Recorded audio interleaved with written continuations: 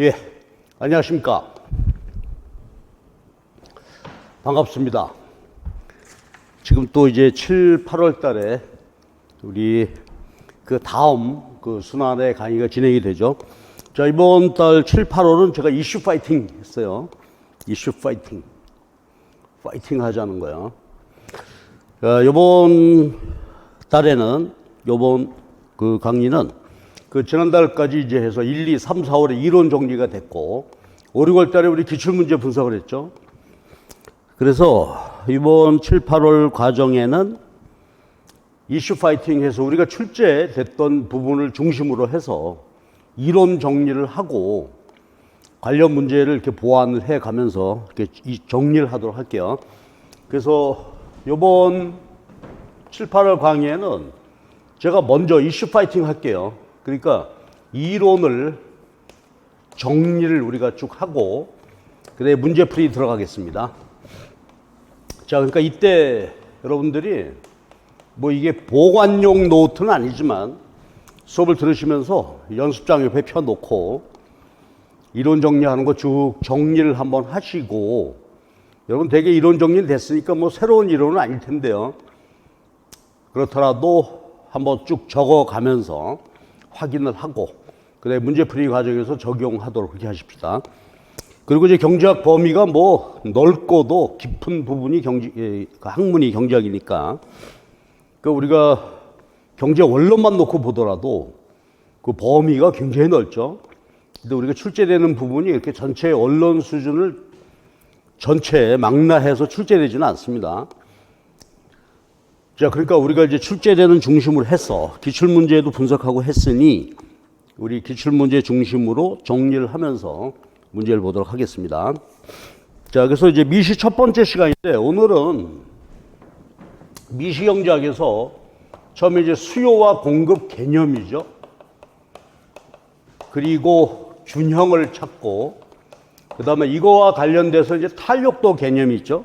일레스티시티, 수요와 공급의 탄력도, 이와 관련된 주제가 있고, 그 다음에 수요 공급 이론의 응용 부분에서는 크게 보면 세금, 조세 귀차, 그 다음에 우리 시험에서는 아직 다뤄지지 않았습니다만 보조금 얘기를 반드시 정리를 해야 되겠죠. 그리고 우리 시험에서는 가격 통제인데 두 가지 통제죠. 그래서 하나는 가격 상한제, 가격 하한제, 이렇게 출제가 됐어요. 그래서 보게 되면 이제 주로 우리 탄력도 하고 보조금 이렇게 나오는데, 가격 통제에서 이제 한 두 문제 정도가 출제가 되고 있고요.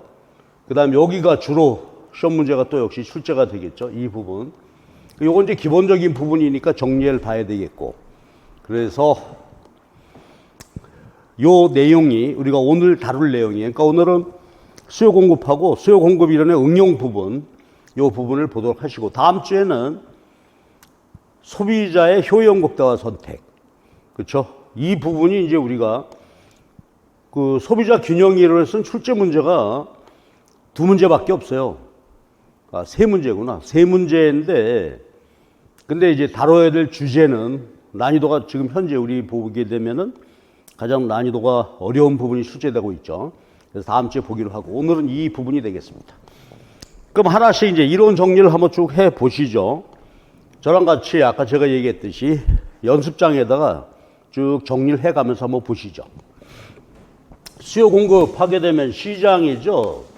그 자본주의 경제 체제는 세 가지 경제 문제, 무엇을 얼마나 생산, 어떻게 할 것인가, 그 다음에 누굴 위해 분배 문제죠. 그래서 크게 보면 두 가지, 자원 배분의 문제하고 소득 분배 문제, 요것이 이제 어느 경제 체제나 해결해야 될 두 가지 과제인데, 자원 배분, 희소한 자원을, 그렇죠, 생산물을 얼마나 생산하고 요소를 얼마나 어떤 생산물 투입할 것인가, 자원 배분. 근데 자원 배분에 있어서 관심사는 효율성이 되죠. 효율적으로 자원이 희소하다 보니까, 그 다음에 희소한 자원을 가지고 뭔가를 생산하고 그 생산 과정으로부터 요소 소득이 창출되는데, 가능하면 소득 분배는 공평하게 이루어져야 되는데 소득 분배 기본 메커니즘을 보게 되면 이것도 시장에 의해서 자원 배분이 이루어지게 되겠죠. 근데 시장에 의해서 이루어지는 소득 분배, 한계 생산 역설, 요소 시장에서 요소 가격하고 고용량 결정되고 분배가 이루어지게 되는데, 근데 자본주의 소득 분배는 어떻게 돼요? 시장에 의한 분배이다 보니까 생산성에 의한 분배죠. 소득 분배가 균등 분배가 이루어지지 않는 것이 자본주의 하나의 원죄다. 능력과 능력에 의한, 즉 생산성만큼 받아가는 거니까 균등하지가 않죠. 그러니까 시장에 의한 분배가 불균등해지게 되니까 그대 놔둘 수는 없단 말이에요. 그래서 가능하면 어떻게 하면 공평하게, 여기서 공평은 가능하면 균등 분배가 되겠죠. 근데 하여튼 기본적으로 보면 자원 배분, 희소한 자원의 배분 문제나 분배가 시장에서 다 이루어지게 되니까 미시경제학에서는 이걸 보는 것이죠. 그래서 자원 배분 문제는 생산물 시장의 수요 공급에 의해서 자원 배분, 또 요소 시장에서 수요 공급에 의해서 그쵸, 희소한 요소가 배분이 결정이 되게 되고요. 분배 문제는 요소 시장에 의한, 그렇죠? 분배에 의해서 한계 생산력에 따른 분배가 이루어지게 된다, 이 말이죠. 자, 그랬을 때 이제 기본적으로 생산물 시장을 중심으로 놓고 보게 되면 시장이라고 하는 것은 뭐죠? 만남의 장소다. 수요자와 공급자가 만나서 이루어지는 것인데, 미시경제학에서 시장은 두 개를 보죠. 생산물 시장하고 요소 시장. 두 가지인데, 수요는 일정 기간, 그렇죠? 어떤 생산물에 대해서 사고 싶은 욕구를 보여주는 것이죠. 이게 사전적 개념이란 말이에요. 실제로 지출이 이루어진 것은 아니고. 공급은 일정 기간 팔고 싶은 수량이 되겠죠. 이것도 사전적 개념입니다. 그러면 시장은 뭐냐? 사고 싶은 사람, 팔고 싶은 사람 만나서 거래량이 결정이 되면 이게 균형이 되죠. 그리고 균형이 결정이 되게 되면 균형 거래량이 시장에 결정되게 되면 이제 가격이 결정이 되는데, 이때 균형 가격의 의미는 수요 곡선상 가격은 수요 가격이 되겠죠. 소비자 지불용이 최고 가격이, 공급 곡선상의 가격은 팔고 싶은 최저 가격이 되죠. 그래서 수요량과 공급량이 같을 때가 균형이고, 가격이 결정될 때 이때 디맨드 프라이스하고 서플라이 프라이스가 서로 같은 상태가 된다. 그러니까 물론 이제 지금 이게 완전 경쟁 시장은 전제로 되어 있죠. 이렇다면은 가장 효율적으로 자원 배분이 이루어지게 된다 이거죠. 그 다음에 요소 시장으로 와보면 어때요? 요소 시장, 팩터 디맨드, 노동과 자본, 또 부동산 임대, 수요가 되겠고, 요 서플라이, 그러니까 요소니까 세 가지 요소가 되겠죠. 여기도 역시 수요 공급에 의해서. 그럼 수요한다는 것은 고용 기업이 하게 되는 거고요. 요소 공급은 우리들이죠. 노동 공급, 자본 공급, 저축, 또 가지고 있는 자기가 부동산 임대. 여기서 균형 고용량과, 그렇죠? 각 요소 균형 고용량하고 요소의 균형 가격이 결정이 되겠죠. 이것이 미시경제학이에요. 그러니까 미시경제학에서는 생산물 시장, 요소 시장, 그리고 각각의 수요 공급에 대한 분석, 이렇게 이루어지게 되죠. 그리고 이 시장에 의해서 이제 소득 분배가 결정이 되는 것입니다. 이 시스템인데, 그 우리 이제 시험 볼 때 보면은 주로 요 앞에 요거 요소 시장은 뒤에서 이제 다루게 되겠고요. 여기서는 주로 생산물 중심으로 해서 수요 공급의 개념, 균형, 탄력도, 그다음에 생산물 시장에 세금 부과할 때 보조금, 가격 통제, 이것이 이제 오늘 우리가 다루게 될 주제가 된다. 근데 생산물 시장 중심으로 본 수요는 소비자니까 소비자들의 효용 극대화죠. 공급은 기업의 이윤 극대화에 의해서 공급 곡선이 도출되는, 이런 메커니즘인데 우리 이제 본격적으로 수요 공급 분석은 뒤로 하게 되고 요거 다음 주에는 소비자 효용 극대화에서 하겠죠. 그 다음 주에 기업의 이윤 극대화에 의한 시장 균형 이렇게 이제 분석이 될 거란 말이에요. 그 다음에 요소 시장으로 넘어가서 수요는 기업이니까 기업은 생산물 시장 공급자죠. 이윤 극대화가 되겠죠. 공급 소비자들이니까 소비자들의 효용 극대화에 의해서 요소 시장 균형이 결정이 되는 거. 그리고 시장 형태가 각각 네 가지죠. 생산물 시장은 완전 경쟁, 독점, 과점, 독점적 경쟁 네 가지가 되고 요소 시장도 완전 경쟁, 수요 독점, 공급 독점, 쌍방 독점 네 가지.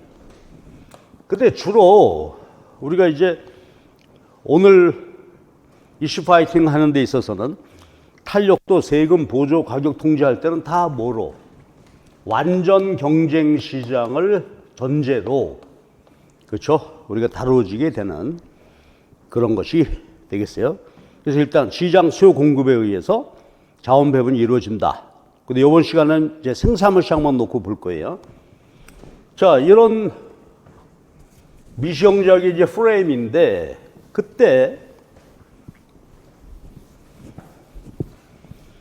균형이라는 개념은 어때요? 수요 공급에서 균형이다. 수요량과 공급량이 같다라고 했을 때 균형은 여건이 변화하지 않는 한 현재 상태에서 변하지 않는 것이죠. 근데 여건이 변화하면 균형이 변화하겠죠. 자, 그러면 보실까요?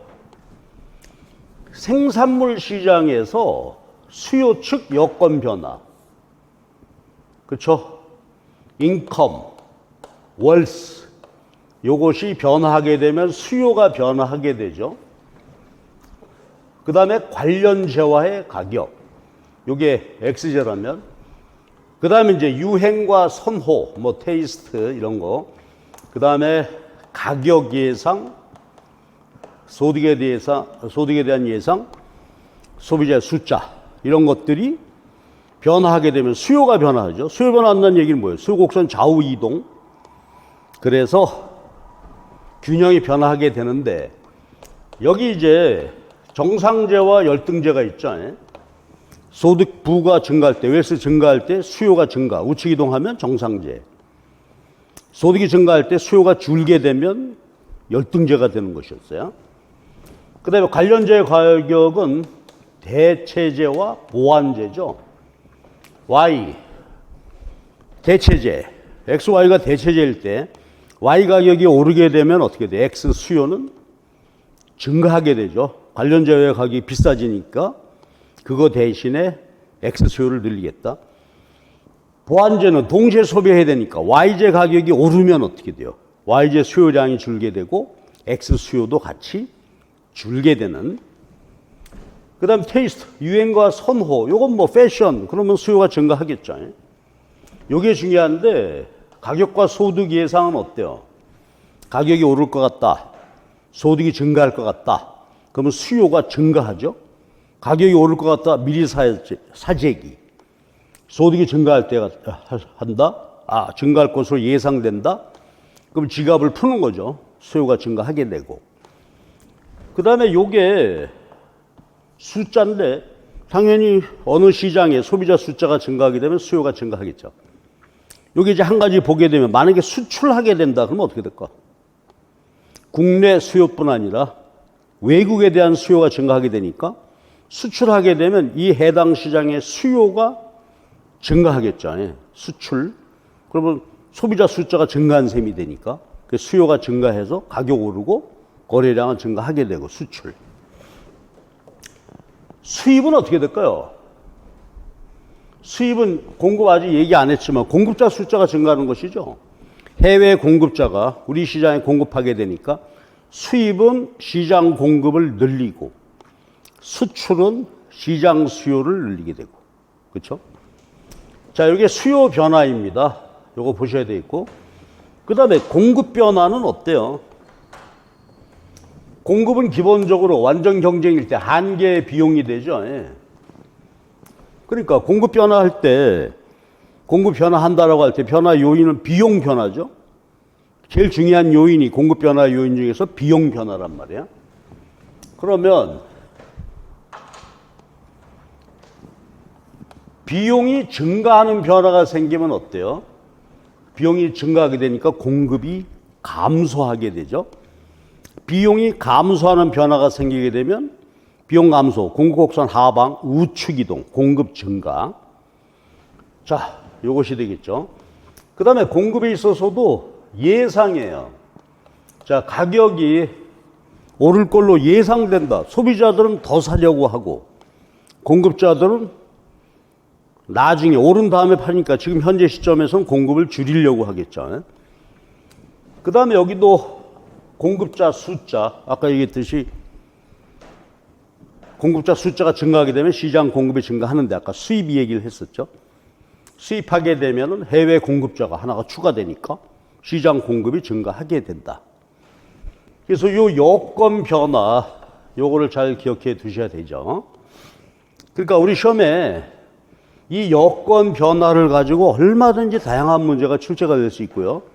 또 현실 경제도 이걸로 분석하게 되는 거죠. 요즘처럼 뭐 공급망이 파괴됐다, 공급이 줄었다. 그럼 모든 생산물에 대한 공급이 줄었겠죠. 왼쪽으로 이동하게 되니까. 거시경제학으로 보게 되면 공급이 감소하게 되면 가격 오르고 생산, 거래량이 줄게 되니까 이게 스태그플레이션이 되는 거죠, 지금. 그래서 모든 문제가 이제 자본주의 시장 경제니까 여건 변화가 미시, 거시 분석의 핵심이 된다. 그래서요, 요 시장 균형과 여건 변화,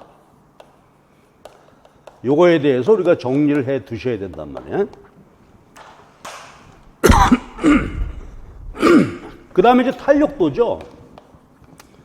탄력도인데 수요 측면의 탄력도하고 공급 측면의 탄력도인데요. 먼저 수요 측면에서는 가격 탄력도가 있죠. Demand Elasticity가 있고, 그 다음에 소득 탄력도, 그 다음에 교차 탄력도. 근데 탄력도란 어떻게 돼요? 여기 X시장이다 그러면 가격이 변화할 때 수요량의 변화율, 절대치. 자, 탄력도 1이면 뭐라 그래? 단위 탄력적이다. 1보다 크면 탄력적이다. 1보다 작으면 비탄력이고요.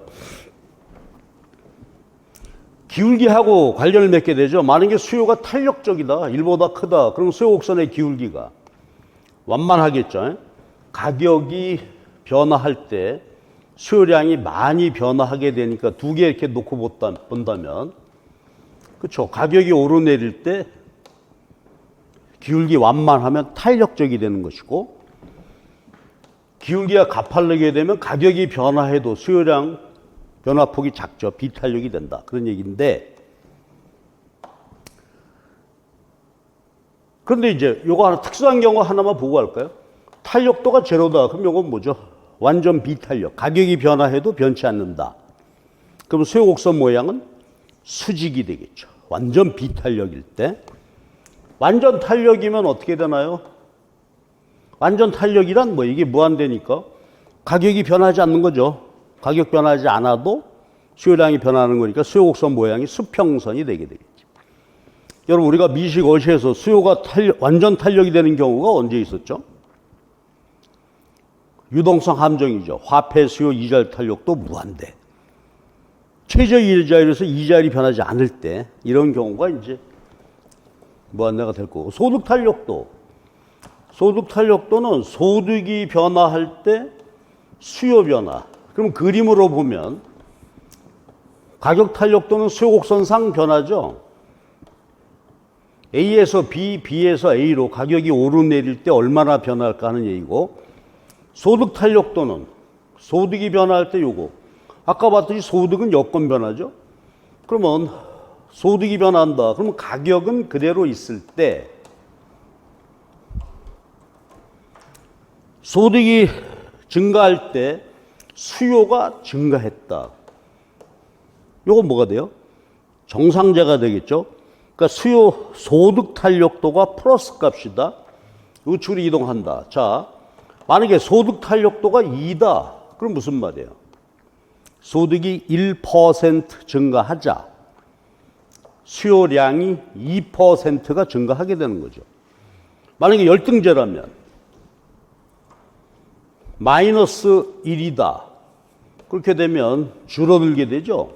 소득이 증가할 때 오히려 수요가 줄게 되는 게 소득이 변화할 때 수요 변화율. 플러스면 정상제, 마이너스면 열등제. 그리고 하나 더. 정상제인데 플러스 1보다 크면 얘는 사치품. 1보다 작으면 필수품. 정상제일에 사치제냐 필수제냐에 따라서 좌우이동 폭이 달라지겠죠, 이게. 소득 탄력도고. 자, 그 다음에 교차 탄력도는 어때요? Y제 가격이 변화할 때 수요 변화. 요것도 아까는 소득으로 얘기했습니다만, 자, 보십시다. Y 가격이 오를 때 X 수요가 증가했다. 그럼 얘가 플러스 값이다. Y 가격이 오를 때 X 수요도 같이 증가했다. 오를 때 수요가 증가하니까 요거는 대체제가 되잖아요. 만약에 마이너스가 됐다면 Y 값이 올랐는데 X 수요가 줄어들더라? 이건 보완제가 되겠죠. 그래서 탄력도 이렇게 보시면 되고, 요거는 정상제냐 열등제냐, 사치제 필수제 요것이고, 교차 탄력도 Y 가격 변화할 때 이렇게 보시면 되는데, 이제 수요 탄력도에서 우리가 한두 가지 더 볼 일이 있죠. 수요의 가격 탄력도에서 요건 언제나 마이너스 값이니까, 그렇죠? 절대치를 씌웠다는 걸 이제 기억을 하되, 탄력도 측정. 그러면 탄력도 측정은 점 탄력도. 만약에 호 탄력도라면 변화를 준다면 변화율 대입해서 풀면 되는데, 함수식이나 곡선식 하나를 주고 탄력도를 구해라. 그럼 어떻게 했었죠?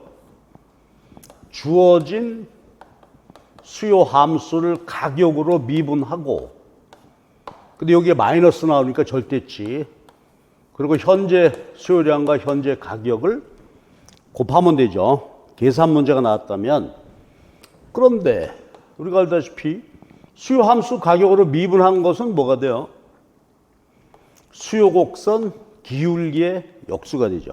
함수식하고 곡선식은 XY축을 뒤집어서 그리니까, 그래서 아까 했던 얘기죠. 그래서 수요 곡선의 기울기가 크다, 가파르다. 그러면 탄력도는 작은 것이고, 수요 곡선의 기울기가 작다, 완만하다. 그러면 이게 작으니까 탄력도는 커지게 되겠죠. 자, 이것이 계산인데, 수리적으로 보면은 수요 함수나 수요 곡선식이 주어졌을 때 미분해서 이렇게 구하면 되는데, 아주 예외적인 경우가 있었죠. 만약에 수요 곡선이 직선이라면 어때요? 절편점 놓고 봤을 때 중점에서 어떤가요? 탄력도가 1이 되게 되죠. 왜냐하면 그림으로 요 관계를 선분의 비례 관계로 정리해 보게 되면, 수요 곡선이 있을 때 수평축 절편으로부터 수요량까지 요 선분 길이가 분자가 되죠. 수요량에서 원점, 이 선분 길이가 분모가 되니까 중점이라면 1인데, 중점 우측에서는 어때요? 그렇죠? 이렇게 되면 요게 분자, 분모 길이가 길게 되니까 탄력도가 1보다 작게 되고, 왼쪽에서는 중점 왼쪽에서는 이 선분의 비례관계라는 거 잘 기억해 주세요. 그림 언제든지 다뤄질 수 있습니다. 여기 절편에서 수요량까지 길이가 분자가 되고 이게 분모가 되니까 중점 왼쪽에서는, 그렇죠? 크게 된단 말이야. 탄력도가 1보다 크게 되고, 자, 그 다음에 여기서 이제 우리가 중요한 또 하나의 주제가 탄력도 측정이고요. 그 다음에 탄력도와 지출액의 관계, 익스펜디처의 관계가 있게 되죠. 그런데 자, 이쪽으로 가볼게요. 수의 탄력도는 여기다 새로 해보십시다. 탄력도는 가격 변화율로 수요량의 변화율로 나눈 것이고, 지출액은 어때요?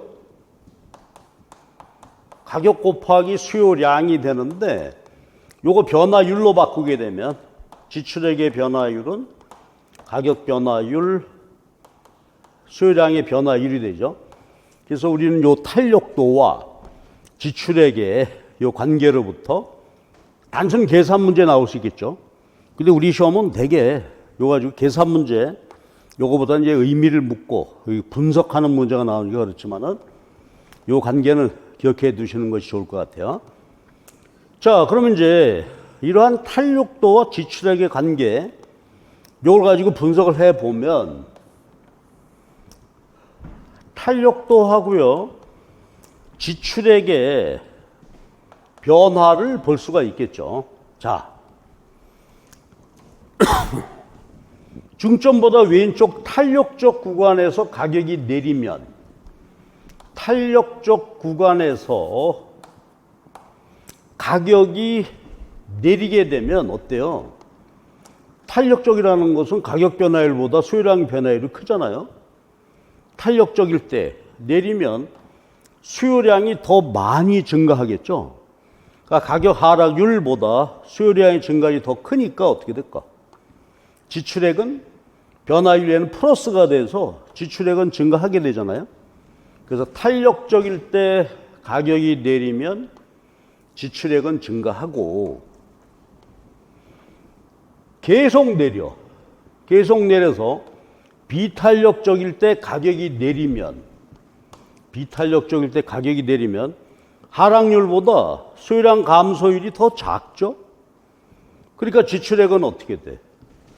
감소하게 되죠. 그래서 가격이 내릴 때 탄력적이면 지출액 증가, 비탄력적이면 감소. 이가 되고, 근데 반대로 해석할 수 있겠죠. 만약에 여기서 비탄력적 구간에서 가격이 오르게 되면 똑같은 분석 과정을 통해서 지출액이 증가하다가 탄력적일 때 이 구간에서 가격이 오르게 되면 지출액은 줄어들게 된다. 그렇죠? 이런 이야기가 된단 말이에요. 수요와 가격 탄력도는 항상 우리가 기억해야 되는 중요한 이슈가 되겠습니다. 하나만 더.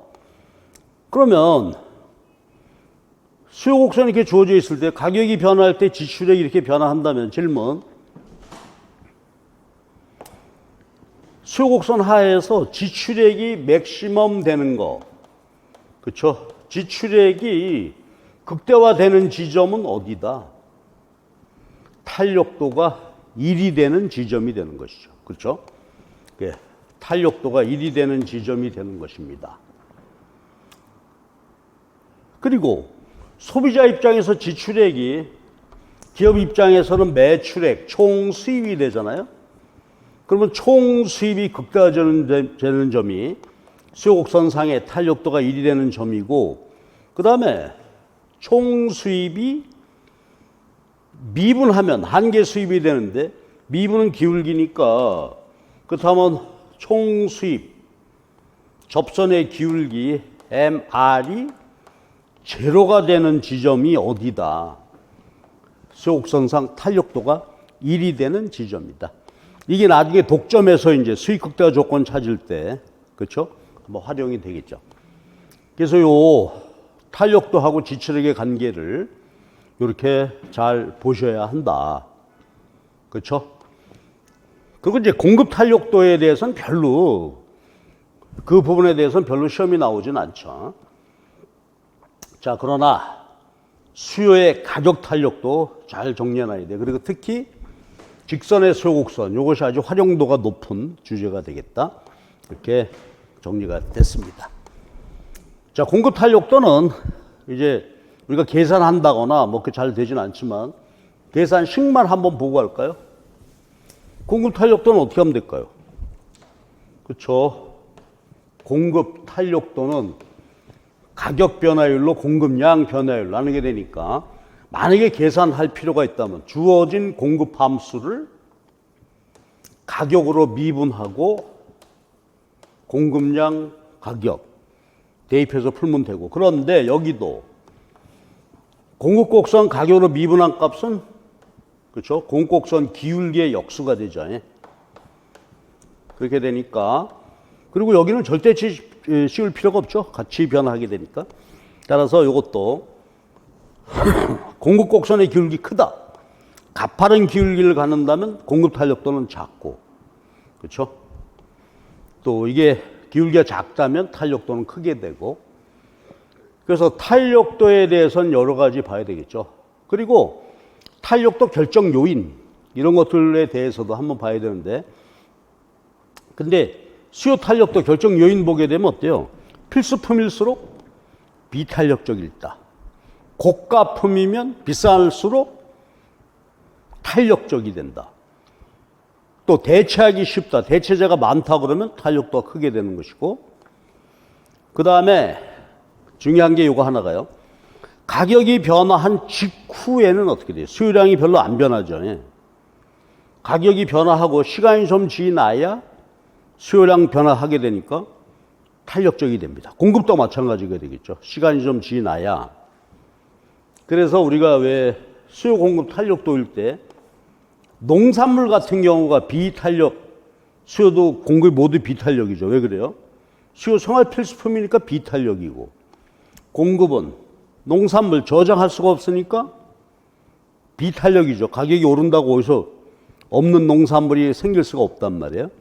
그래서 이 경우에 수요 공급이 모두 비탄력, 그러면 이 제품의 속성상 수요 공급 모두 비탄력이니까 풍년의 역설 뭐 이런 게 다뤄지게 되겠죠. 풍년 들면 가격 폭락, 거래량은 별로 증가하지 않으면서 폭락, 흉년 들게 되면 가격은 폭등, 가격 파동 원인이 되는 게 수요 공급이 모두 비탄력적이기 때문이다.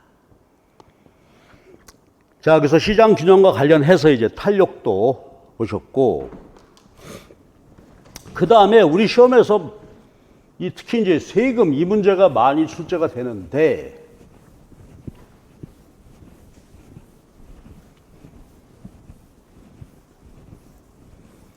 보조금 문제는 아직 출제가 안 됐지만 이제 주로 세금이지만 보조금 뭐 언제든지 나올 수 있으니까 같이 한번 보도록 하십시다. 세금. 근데 세금은 통상 누구에게? 그렇죠? 공급자에게 세금이 부과가 되는 것이 일반적이다. 그러면 시장 균형이 주어져 있을 때 요거 나랑 그림 한번 그려봅시다. 공급자에게 세금 부과되면 어떻게 되죠? 종량세 부과되면 그만큼 생산비가 높아지는 셈이니까 종량세액만큼 공곡선 상방이동하겠죠. 자, 그럼 소리내서 말해주세요. 조세 부과됐을 때 효과. 시장 가격 어때요? 오르죠. 예. 자, 시장 가격 상승분. 요건 누가 부담해? 가격이 올랐으니까 소비자 부담이죠. 그 공급자에게 세금을 부과해도 소비자도 일부 부담한단 말이에요. 그러면 요 그림에서 공급자 한번 분석해 주실래요? 공급자는 어떻게 되지? 자, 가격이 올랐어요. 올랐지만 이제 수량은 줄어들었고요. 세금을 내야 되죠. 그러니까 요 지점을 우리는 뭐라고 부르죠? 조세 후, 세후 공급 가격. 시장 가격에서 세금 뺀 세후 공급 가격 내리게 되니까 요 부분은 누가 부담했어요? 공급자가 부담하게 된다. 그렇죠? 우리 시험은 그림으로 나와. 이걸 정확히 보고, 우리 한번 또 출제 전독도 있었잖아요. 이렇게 되고,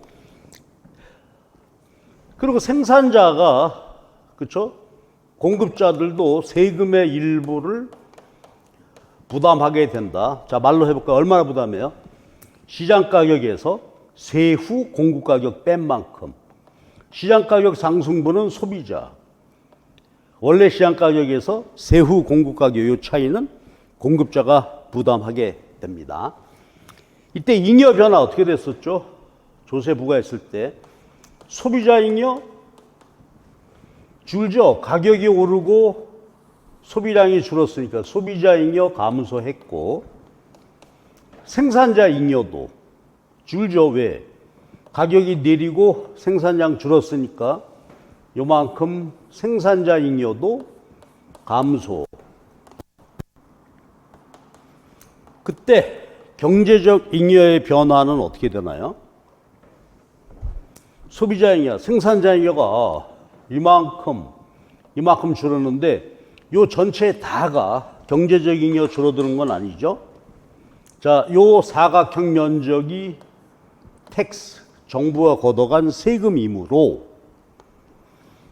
세금은 국민이 썼을 테니까 따라서 요만큼만 자중손실이 되는 거죠. 그래서 세금 부과하게 되면은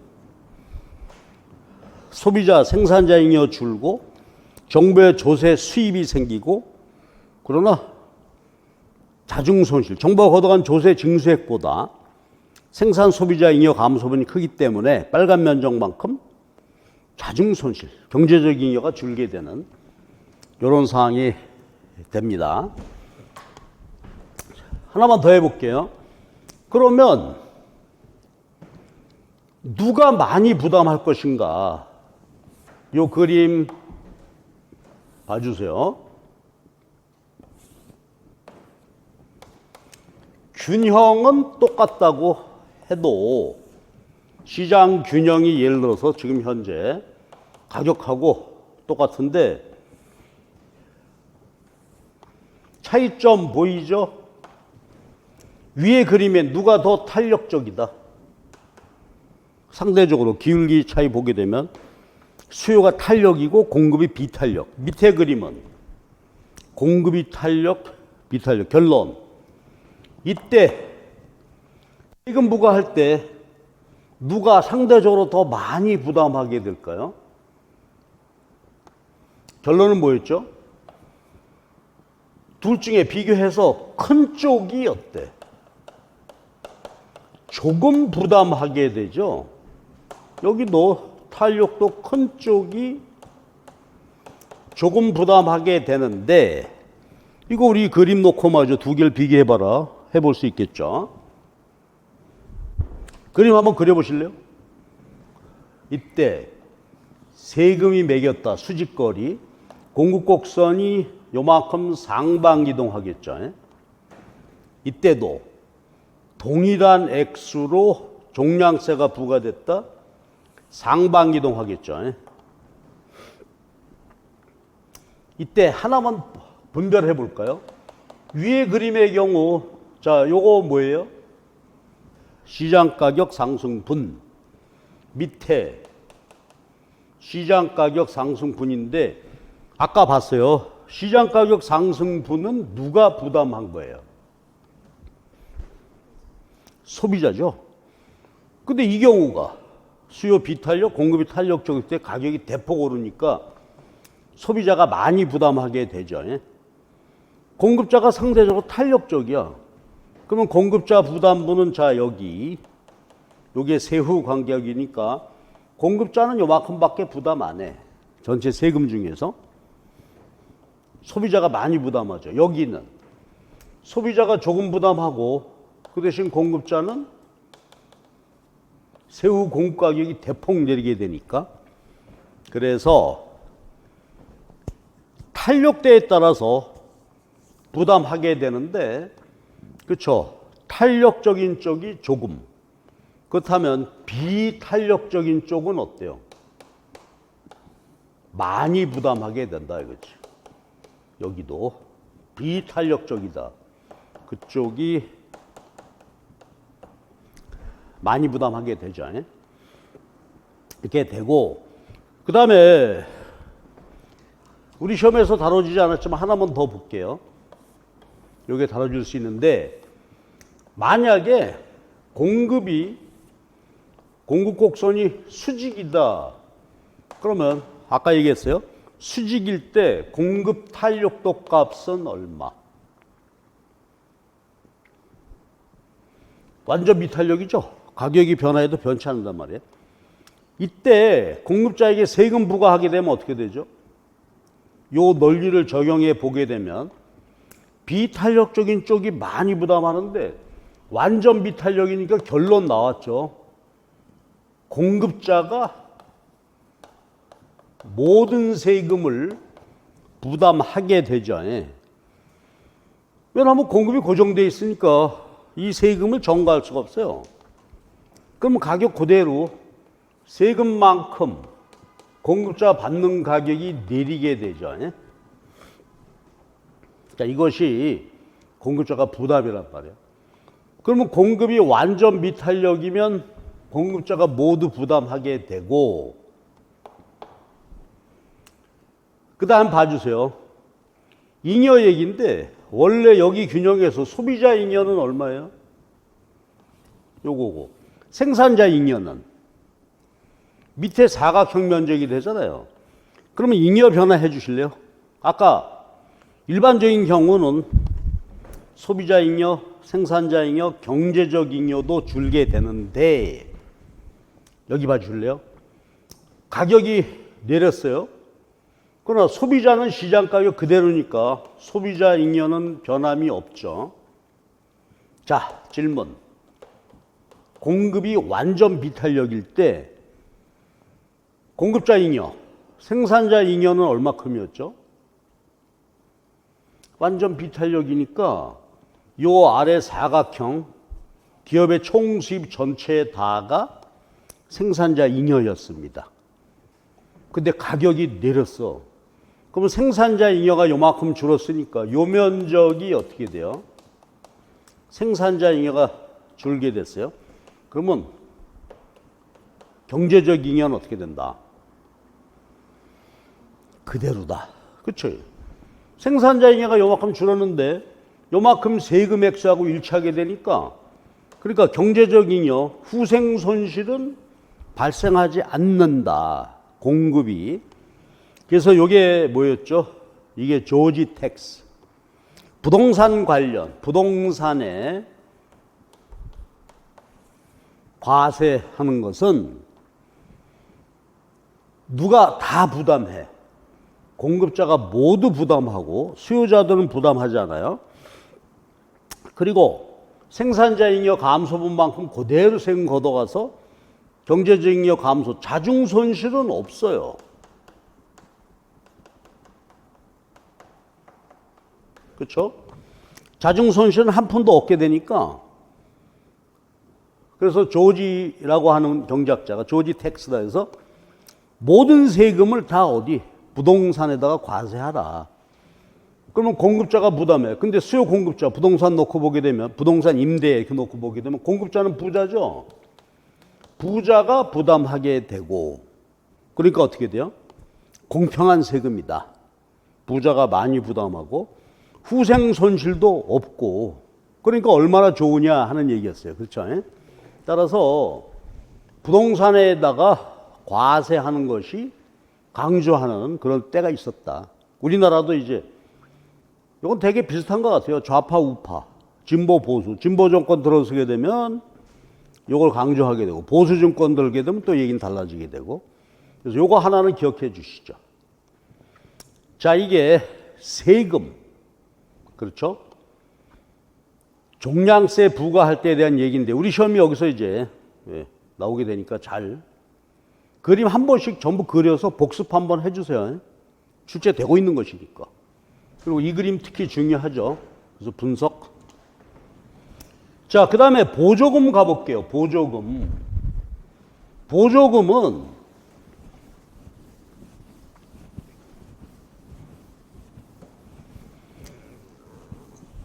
지금 세금 부과한 거하고 정확히 반대 효과를 갖겠죠. 이거하고 비교해 볼게요.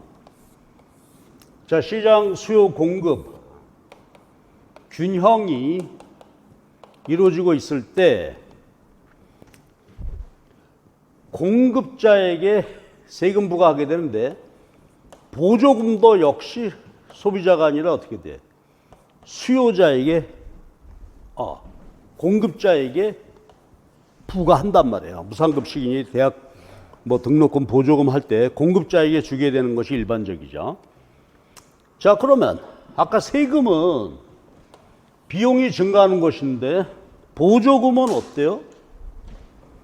그만큼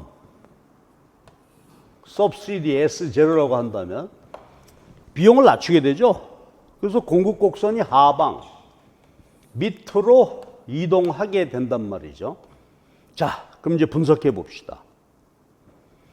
보시면 보조금 지급하게 되면요, 보세요.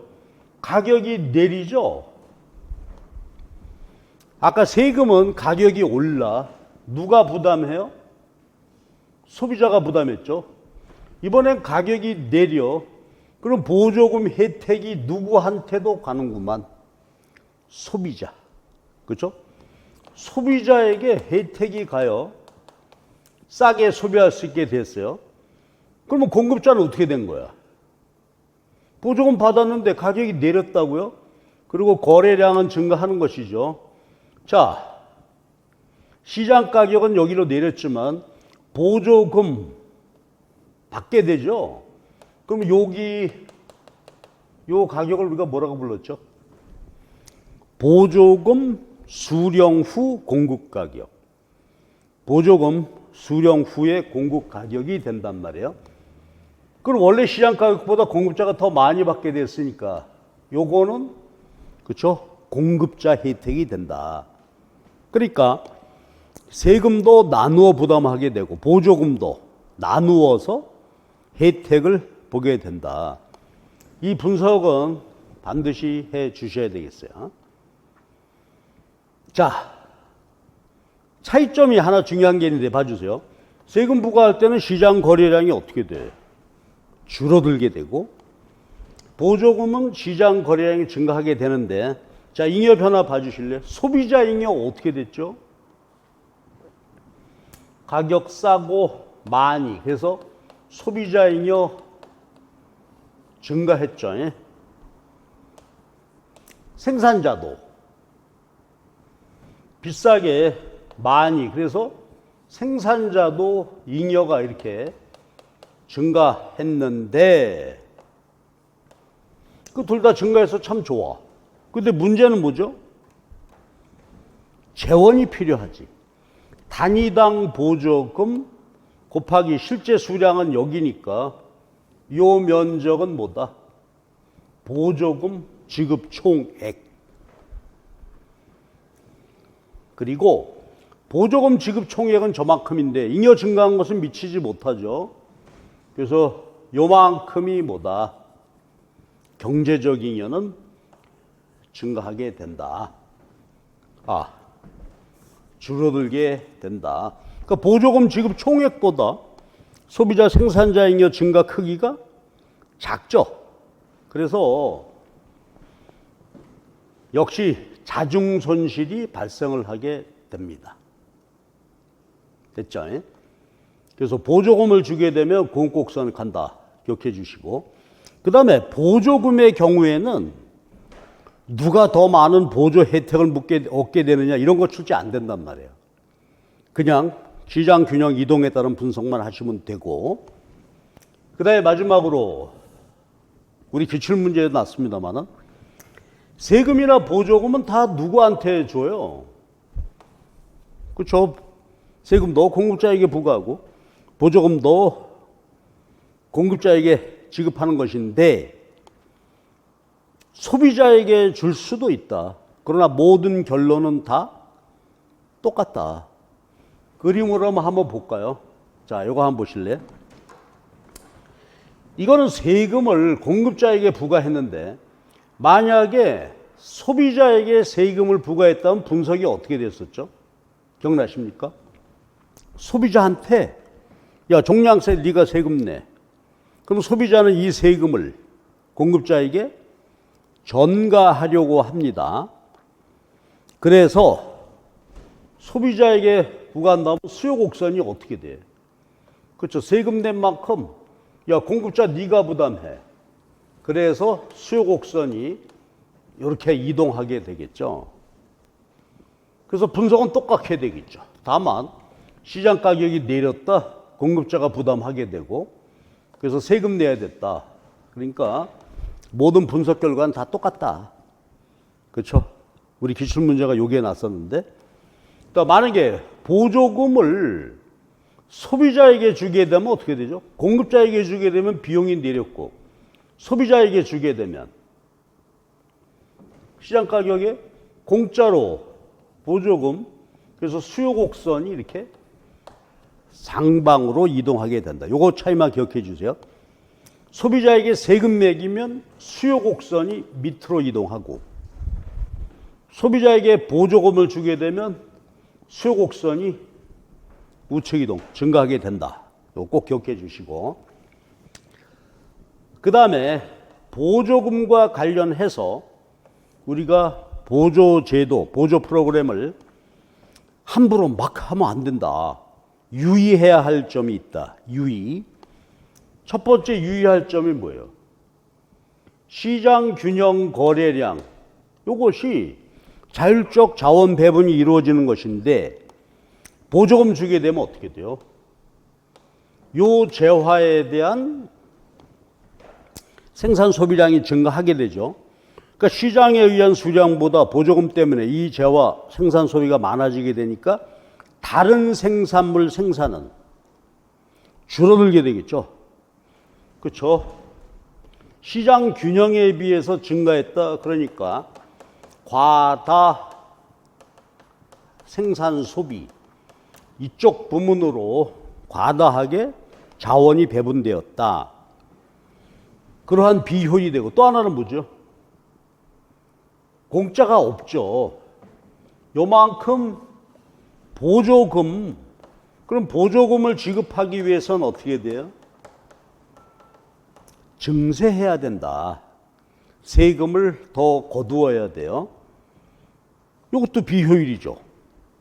그러니까 우리가 예를 들면 뭐 대학 등록금 보조금 대학에 보조금 준다. 그러면 세금이죠. 누군가의 세금을 통해서. 또 하나가 이제 뭐죠? 자중손실. 보조제도에 따른 자중손실. 그래서 이 세 가지가 이제 보조 프로그램을 시행을 할 때 유의해야 하는 그런 주제가 되겠습니다. 그래서요, 시장의 수요 공급 탄력성, 그 다음에 시장 균형 이루어졌을 때 세금, 보조금, 여기가 이제 우리 시험에 관심이 됐고, 그 다음에 또 우리 시험에서 자주 다뤄지는 것이 가격 통제입니다. 자, 이것도 저랑 같이 그림을 그려가면서 복습 한번 해보잔 말이에요. 자, 가격 상한제를 한다. 요새 우리가 가격 상한제 하고 있는 것이 신용 할당이죠. 크레딧 레이셔닝 해서 금리를 20% 이상은 안 된다. 묶어두고 있단 말이에요. 또 뭐 전시 가격 통제랄지 아니면 전월세 하고 싶은데 이게 이제 실제로 하기는 어려운 그런 말은 못하고 실제로 시행은 못하고 있겠죠. 말만 하지만 전월세 가격 통제. 자, 그러면 말해주세요. 가격 상한이니까 시장 가격보다 높은 수준. 그래서 여기 뭐예요? 최고 가격제, 가격 상한 이 이상은 안 된다. 이렇게 되죠. 근데 만약에 우리 기출문제에서 나왔습니다만은 만약에 당국이 설정한 최고 가격, 가격 상한이 여기다. 그럼 어떻게 될까? 이 이상은 안 된다. 근데 시장 균형 가격이 여기니까 이건 실효성이 없는 거죠. 실효성 없는 가격 통제 이렇게 되겠지. 자, 그래서 신용 할당이나 전월세 가격 통제라고 하게 되면은 이렇게 가격 상한이 이루어지게 되는데, 저 이때 우리 분석이 필요하겠네요. 질문. 이때 실제 시장 거래량은 어디? 그렇죠. 공급자가 요거밖에 공급 안 하죠. 예. 실제 시장 거래량은 여기란 말이야. 그러나 시장 수요량은 여기니까 이만큼 어떻게 돼? 초과 수요가 발생을 하게 된다. 그래서 배급 제도를 잘 유지를 해야 된다. 그런 얘기였죠. 이때 잉여 변화, 소비자, 생산자, 경제적 잉여에 대해서 변화를 살펴봐야 돼요. 소비자 잉여 어떻게 됐죠? 그렇죠. 최고 가격 상한제는 소비자 보호가 목적이잖아요. 소비자를 보호하기 위해서 하는 것이니까 소비자 잉여는 증가했겠죠. 구체적인 크기를 말해주세요. 그렇지? 공급자가 요만큼, 소비자가 요만큼 소비 못해. 그때 소비자 지불용의 가격은 여기였죠. 예? 여기니까 요 수량에서 수직거리, 그래서 요 아래 수량에서 요 면적, 요게 소비자 잉여였죠. 그 원래에 비해서 어떻게 돼? 원래 소비자 잉여는 요만큼이었을 텐데 요만큼 줄고 요만큼 증가했는데 아무래도 이 면적이 더 크겠죠. 잘 보셔야 돼요. 원래 소비자 잉여에서 소비자 잉여가 이렇게 변화했으니까 소비자 보호 증가했어. 생산자는 그렇죠. 원래 생산자 잉여 요만큼이었는데 이제 가격을 못 받아. 이 가격이고 생산량 줄여야 되니까 요만큼만. 그래서 요 면적이 그죠. 파란 면적만큼 줄었고, 그러면 전체 잉여는 그렇죠. 생산자 잉여 감소분 중에서 요만큼은 소비자가 가져갔으니 생산자 잉여 중에서 요만큼 사라졌죠. 그래서 요거 요 면적이 경제적 잉여가 줄어드는 면적이 되는데 이때 핫 이슈가 있죠. 잘못 관리하게 되면 어떻게 돼요? 블랙마켓 돼버리죠. 블랙마켓 암시장이 되면 어찌 되나요? 암시장이 되면 생산 소비량은 똑같아. 이건 그대로 변함이 없고 가격이 여기로 오르게 되죠. 완전한 암시장. 그럼 특별한 말이 없더라도 완전한지라고 봐야 돼요. 완전이다. 그 말은 뭐예요? 시장 생산량 요만큼 몽땅 100% 암시장에서 거래가 된다. 그렇게 하겠어? 설마? 그렇지만 이제 우리가 보통 문제 풀 때는 100% 암시장 여기야. 그러면 요만큼 소비자 잉여이던 것이 어떻게 됐죠? 암 가격 여기서 사야 되니까 요 면적만큼 소비자 잉여이던 것이 어떻게 됐어요? 요만큼이 생산자에게로 이전해버리게 되죠. 그렇게 되면 파국이죠. 그래서 요거를 기억해 주세요. 그래서 이자율 최고 한도, 이자율이 뭐 시장에 맞게 되면 한 50%가 되는데 20%를 한도를 정하게 되면 이런 일이 생길 수 있다. 그렇죠? 그 다음 최저 가격 하한제를 시행하는 것이죠. 가격 여기까지 내릴 수 없다. 최저 여기, 하한 여기까지다. 하한제. 요게 이제 또 하나의 가격 통제인데, 요게 우리 올해 22학년도 시험으로 났죠. 옛날 얘기야. 그럼 두 가지인데 하나는 최저임금제고 다른 하나는 옛날에 농산물 가격 지지 정책입니다.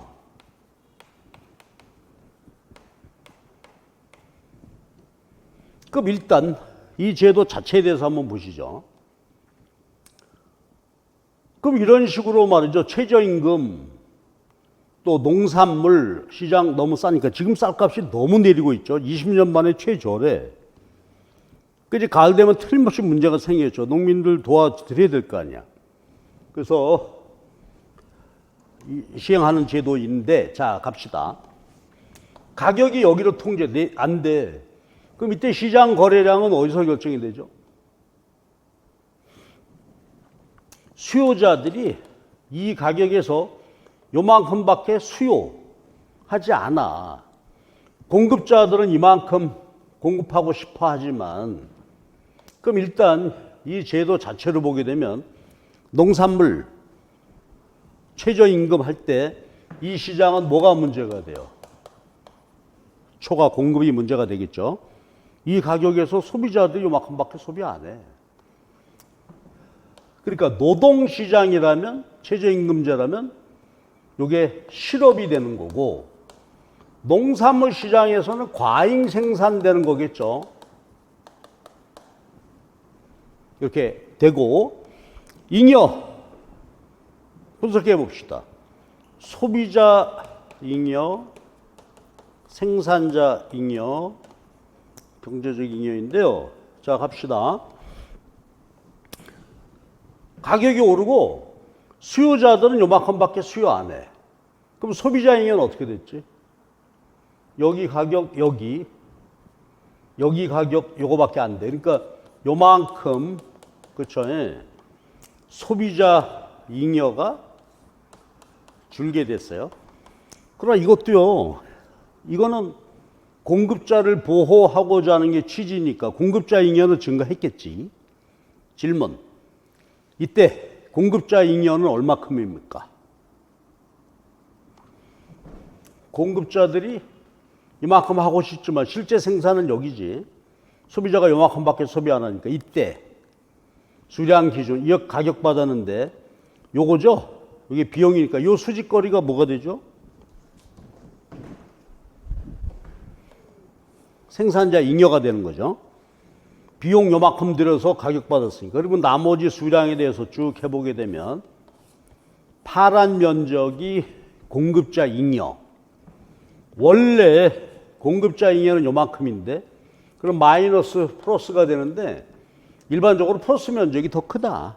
그래서 생산자 잉여가 증가하게 됩니다. 그러면 전체적으로 볼 때 어때? 가격 상한하는 바람에 수요자들 잉여 증가 요만큼 줄었는데 공급자에게로 요만큼 넘어갔으니까 이게 마이너스가 되어서 요만큼이 자중 손실이 되는 것이죠. 그렇죠?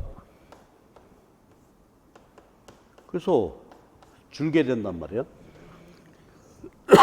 그래서 여러분들은 이 그림을 우리 시험 문제, 근데 중요한 거는 반복돼 출제가 돼. 여러분들 보셔야 됩니다. 자, 이건데 여기서 이제 공부거리가 있습니다. 보세요. 우리 시험대로 농산물 가격 지지 요걸로 초점 맞춰보게 되면, 자 보세요. 이만큼, 그쵸? 쌀값 시장에 맡기면 3만 원밖에 안 된다. 안 된다. 10만 원 할 게 될 때, 자 농산물 가격 지지해 볼 때 요만큼이 초과 공급 안 팔리는 거죠. 그래서 정부가 취하는 조치는 뭐죠? 우리 시험 문제 나왔던 거예요. 수매하게 된단 말이야. 정부가 이거를 사. 그럼 보십시다. 이 가격을 정했으니까 보세요. 소비자들이 이만큼 소비하죠. 이만큼을 정부가 사들이니까 요만큼을 정부가 수매하게 됩니다. 자, 그럼 보세요. 잉여 변화 시험 문제가 났는데 잉여 변화입니다. 잉여 변화는 시험 문제가 안 났구나. 그냥 재정 지출액만 물었었는데. 자, 보세요. 재정 지출액은 이만큼이죠. 이 가격에 소비자가 요만큼밖에 안 사. 이만큼을 사드렸으니까 요 사각형 면적이 이제 정부 지출인데 잉여 한번 얘기해 볼까요? 정부 수매할 때 잉여는 어떻게 될까? 자, 봐주세요. 가격 올랐죠? 소비자가 요거밖에 소비 안 하지. 요만큼이 소비자 잉여는 감소했습니다. 그러나 공급자가 이제 어때? 이 가격을 받고 여기까지 생산할 수 있게 되었죠. 이 가격 받고 요만큼은 소비자한테 팔고 요만큼은 정부한테 팔았으니까 최초 생산자 잉여보다 요만큼 증가했지. 그럼 보세요. 소비자 잉여 줄고 생산자 잉여 증가했으니까 요 노란 삼각형만큼 어떻게 돼? 경제적 잉여가 증가했죠. 정부 수매하게 되면 줄고 생산자 잉여는 증가했는데 그러니까 여기까지만 놓고 보면 소비자 잉여 감소보다 생산자 잉여 증가 요만큼이 더 증가했어. 근데 문제는 뭐죠? 우리 시험에 나왔던 것처럼 정부가 지급한 보조금은 이 사각형 면적이란 말이에요. 그러니까 어떻게 돼? 요만큼 정부 재정 지출 들여서 요만큼만 증가했으니까 나머지 어때? 요 하얀 면적.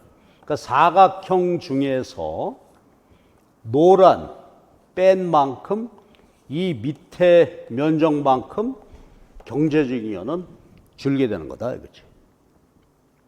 됐죠?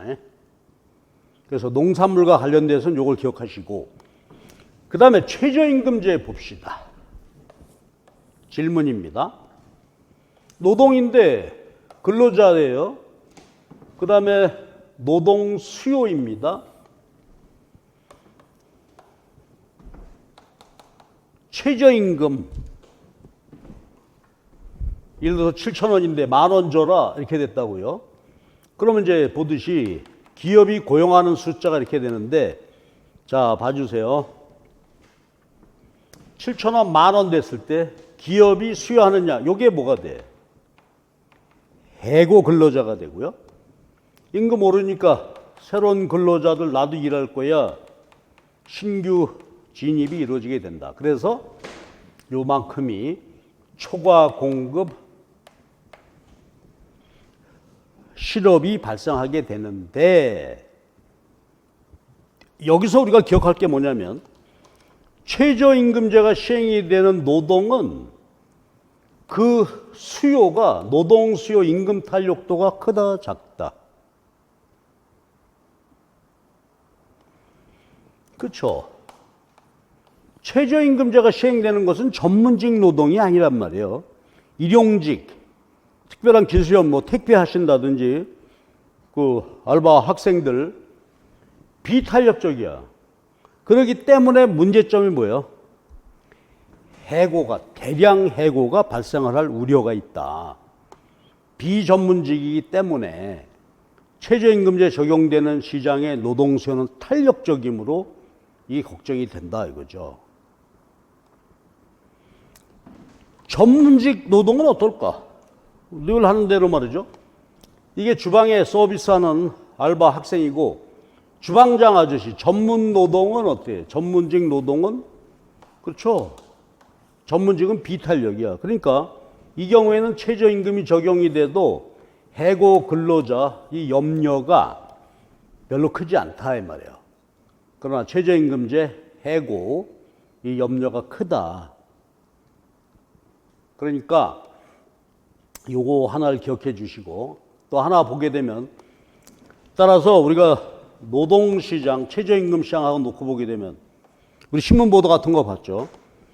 최저임금을 그렇게 팍 올려줬는데 실제로 그 임금을 전국의 모든 알바 학생이나 다 받았을까요? 그렇지 못해요. 못 받고 일하는 사람 숫자가 굉장히 많다 이거지. 왜냐하면 근로자들도 알아. 아우 이거 최저임금 줘가지고선 나를 고용할 수가 없겠다. 이런 문제가 생긴단 말이에요. 그러니까 암시장이 발생하게 되는 거예요. 그게 무슨 말이냐면 이 임금을 지불하지 못해. 근로자들도 알아. 아유, 그러면 이 임금 수준에서 여기라고 할 때 요만큼만 주세요. 이게 뭐예요? 암시장. 그래서 최저임금제 때 암시장이 형성이 되게 되면 이 임금 수준, 당국이 정한 최저임금에서 기업이 요만큼 공급하고 싶어 하는데 실제로는 기업은 요만큼밖에 수요 못해. 그렇다면 이 임금에서 여기 기준으로 볼 때 근로자들이 어떻게 한다고요? 오히려 원래 요거보다 낮게 바꿔도 나 일하겠습니다. 그런 시장이 생기게 된단 말이에요. 암시장. 이게 나쁜 의미에서 암시장일 수도 있고요. 아니면 우리가 이제 임금 결정하는데 우리 다루지는 않지만 임금 결정 중에서 중요한 요인이 하나가 기업의 지불 능력이에요. 사업을 해도 도저히 지불 능력이 없을 때는 이렇게 암시장 형태로 노동시장이 결정될 수도 있단 말이에요. 됐죠? 자, 그래서 제가 지금 1시간 남짓 말이요. 여기 이슈 파이팅 했어요. 이 정도 정리해 주게 되고 시험 문제 적용하시게 되면은 글쎄요, 잘 할 수 있지 않을까. 근데 제가 지금 말씀드린 내용 중에서 혹시 조금 미진한 부분이 있다 생각하시면 이론 부분 꼭 살펴보시고 보완을 하시기 바랍니다. 그리고 문제를 지난해 같은 경우는 문제를 상당히 풀었는데 지금 이제 이론 정리를 오히려 좀 바꿔봤어요. 전략을. 이론 정리를 먼저 깨끗하게 하고, 깨끗한 말은 이상하지만 이론 정리를 먼저 하시고 그 다음에 문제를 풀도록 이렇게 해보십시다. 자, 그러면 여러분 이제 인강 들으시는 선생님들은 여기까지 듣고 잠시 멈추고 문제부터 한번 쭉 풀어보시기 바랍니다. 문제를 한번 쭉 풀어서 득점률이, 제 생각에는, 제 바람은 오늘 같은 문제는 100% 득점률 해야 되겠죠. 난이도가 높은 부분이 아닌 부분이니까. 그래서 미리 문제를 한번 좀 풀어보시기 바랍니다. 예, 그러면 이제 잠깐 쉬었다가 우리 문제를 다뤄보도록 하겠습니다.